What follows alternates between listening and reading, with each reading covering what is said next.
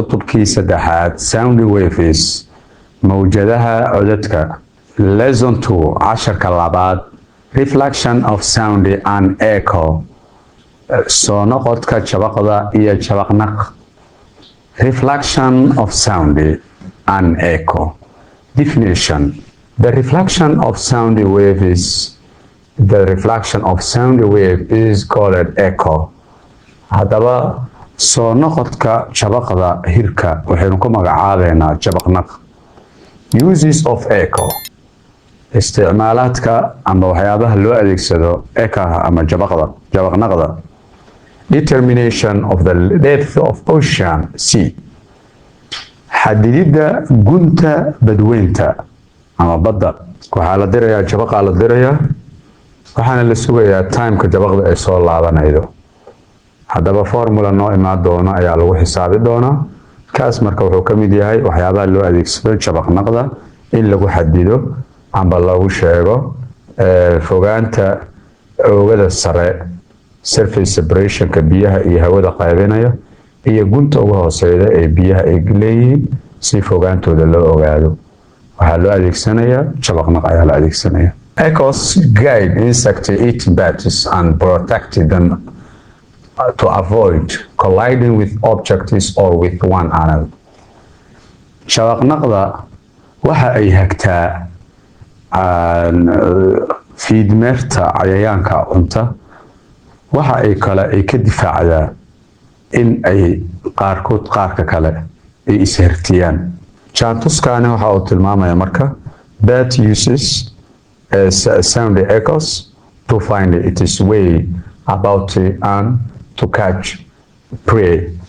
marka halkan jaantuskan wuxuu tilmaamaya marka fiidmeerta baasha la yiraahdo ama dadka qaar ee dhahan kibili ee dhahan oo adeegsanayda marka jabaqnaq oo adeegsanayda si ay u ogaato marka weygeeda ee maraydo ayo si ay u qabsato maxaa la yiraahdaa ogaarteeda ayay u adeegsanaysaa.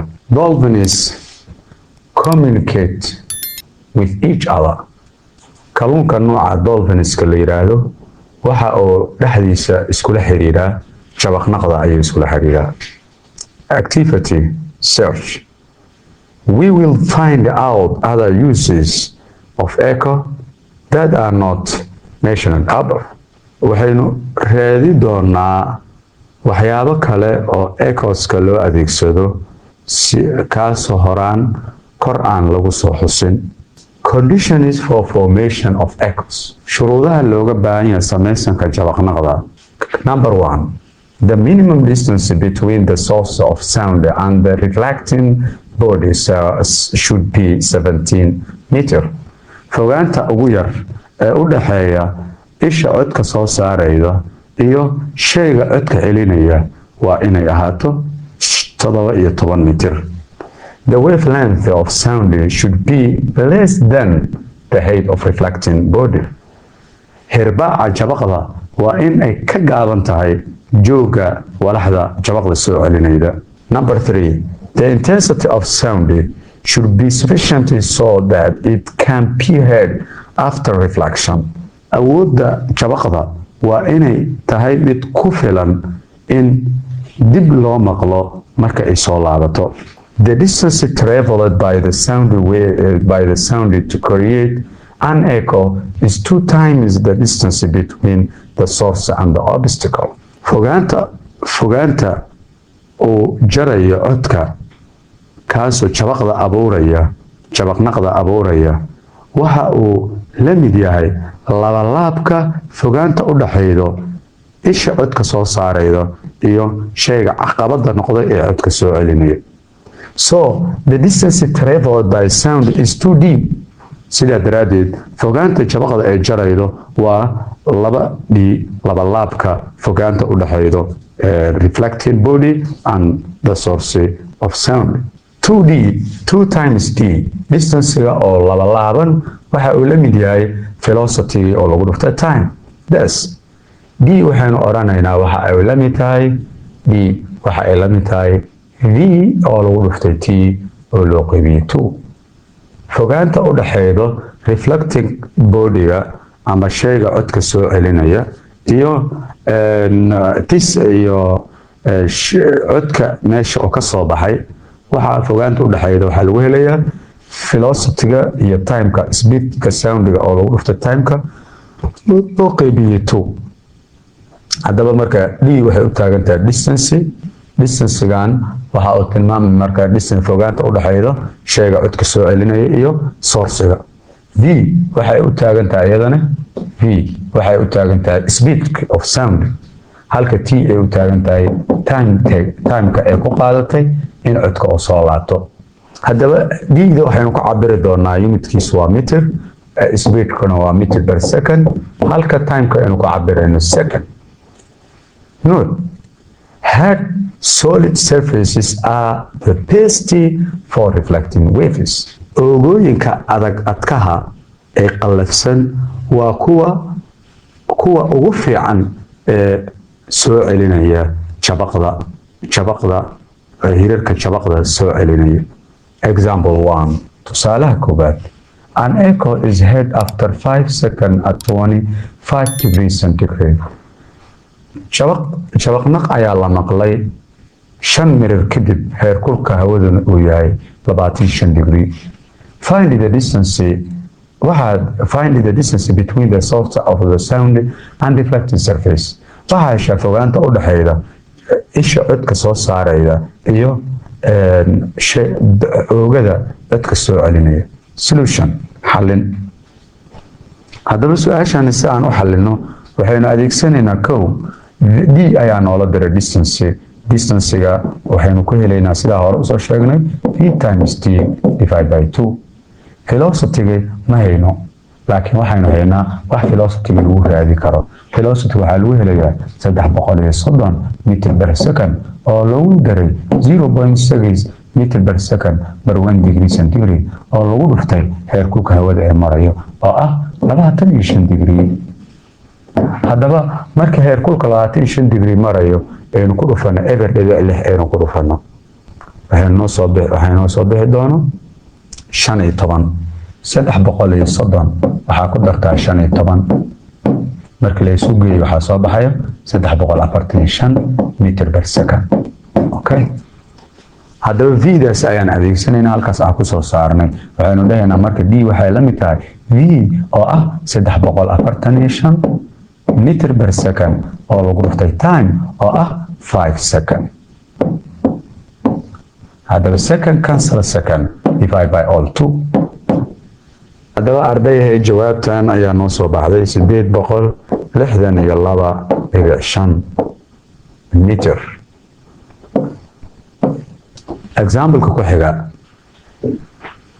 tusaalaha labaad a man stands between two parallel cliffs and fires again he hears two successive echoes after 3 seconds and 5 seconds what is the distance between cliffs nin ayaa wuxuu taagnaa inta u dhaxaydo laba fiin dhexdooda waxa uu riday qori xabad ayuu riday waxa uu maqlay laba jabaq oo iska soo dib dhacaya jabaqda koowaad waxa ay soo laabatay 3 mirir kadib halka jabaqda labaad ay soo laabatay 5 mirir kadib waa maxay fogaanta u dhaxaydo labada fiin ee dhagax si jawaabtaasi aynu u helno waxaynu sameynaynaa kow ninka halkan buu taagan yahay labada buuroodna waxa u kala jiraa laba fogaan d1 iyo d2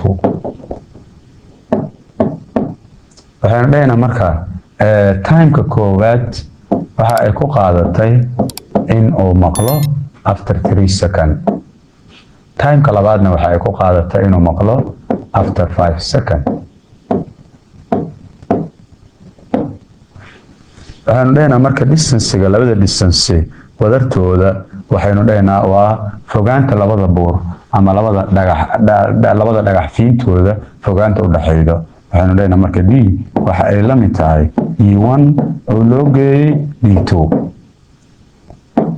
d1-na waxa ay la mid tahay vt1 oo loo qaybsho 2 halka d2 ay la mid tahay vt2 oo loo qaybiyo 2 marka inta gaarno waxaanu dhahaynaa markaas v waxa ay la mid tahay v aan qaadnay oo ay common ku yihiin t1 oo loo geeyey T2 all divide by 2 ama V-da 2 u qaybi. Su-aasha marka si aan uga jawaabno marka waxaynu dhahaynaa sidaan V-da waxa ay la mid tahay meeqo 330 meter per second divide by 2. T1 waxa ay la mid tahay 3 second halka T2 ay la mid tahay 5 second.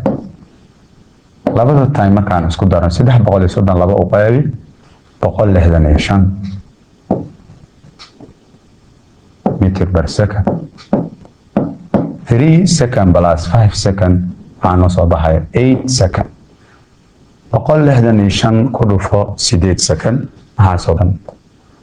haddaba ardayay waxaynu dhahaynaa marka second cancel second markii 165ta aynu ku dhufano 8 waxay dhiidaynu la mid noqonaydaa 1320 mitir.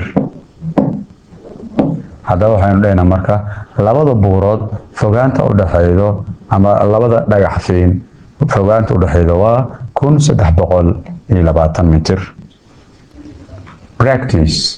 Always stand 66.4 meter in front of high wall and then above and then below is Waxtar. Find the time of echo if the speed of sound is 332 meter per second. Always waxa uu taagan yahay 66.4 mitir meel u jirto derbi aad iyo aad u sarreeya. waxaa heshaa timeka jabaqnaqda oo ku maqli karo haddii xawaaraha codka ee hawada uu la eegyahay 332 meter per second. Laws of reflection. xeerarka noqodka jabaqda. The laws of reflection of light are applied during the reflection of sound waves.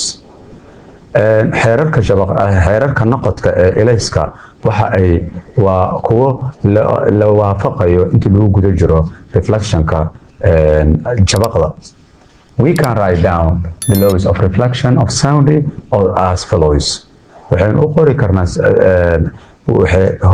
waxaynu ku qori karnaa xeerarka noqodka jabaqda ee sida soo socota. The incident sound wave, the reflected sound wave, and the normal at the point of incidency all lie in the same plane. Hir abaarka jabaqda, hir noqodka jabaqda, iyo liiganaha yaala bar abaarka dhammaantood waxa ay wada dhacayaan waxay dhammaantood yaalaan salax isku mid ah. Number 2, xeerka labaad. The angle of reflection of sound is always equal to the angle of incidence of sound.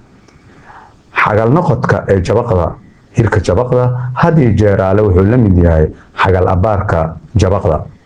eeg sawirkan codkii oo dhacay halka danna soo laabta inta incident wave hir abaarkii asna soo laabtay hir noqodkii.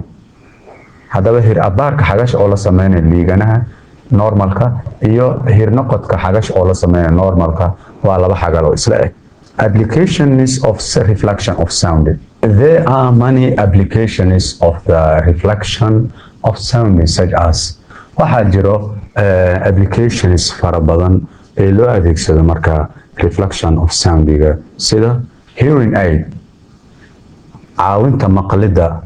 A hearing aid caawiyaha maqalka is a device used by people with difficulty in hearing. waa aalad ay adeegsadaan dadka maqalkooda culus yahay sida jaantuska ka muuqata. Bulby hornka. A bulby horn is a cone-shaped wind instrument which is used for signaling in bicycles, cars, buses, and boats, etc. Hornka, gulubka hornka waa aaladda dabeesha qaabka dublada oo kale leh kaasoo loo adeegsado ishaarinta baaskiilka, gaariga iyo basaska waaweyn iyo doomaha iyo kuwa la midka ah. Stethoscope is a medical instrument used by the doctors for listening to the sounds produced within the human body, mainly in the heart and the lungs. Stethoscope-ka waa aalad caafimaad oo dhakhtarka u adeegsado inuu maqlo jabaqda ama codadka ka dhalanayo jirka bini'aadamka gudihiisa, gaar ahaan wadnaha iyo sanbabaha. Reverberations, jabaqda iska soo daba dhacayda. Definition: reverberation is series of reflections that fall on ear from various reflectors, one after another in a closed room, forming a continuous rolling sound. For example, speaking in a large empty room. Reverberationka waa taxane oo codad iska soo daba dhacaya, kuwaasoo kusoo dhacaya dhegta kana imaanayo reflectors ama celiyaal kala duwan, midba midka kale oo ka dambeeyo ay ku dhex samaysmayo marka closed room, qol dhexdiis. waxa ay sameynayaan cod iska soo daba dhacaya oo taxane ah. tusaale ahaan, ku hadlidda qol maran oo faaruq ah, cod baa iska soo daba dhacaya. Answer the following questions. Ka jawaab su'aalaha soo socda. Explain the reflection of sound. Sharax reflection of sound maxaa la yiraahdaa? What is the conditions for formation of echoes? Waa maxay shuruudaha looga rabo formation of echoes? Waa maxay? What are conditions for formation of echoes? State the laws of reflection of sound. Waxaa sheegtaa xeerarka noqodka jabaqda. Thank you.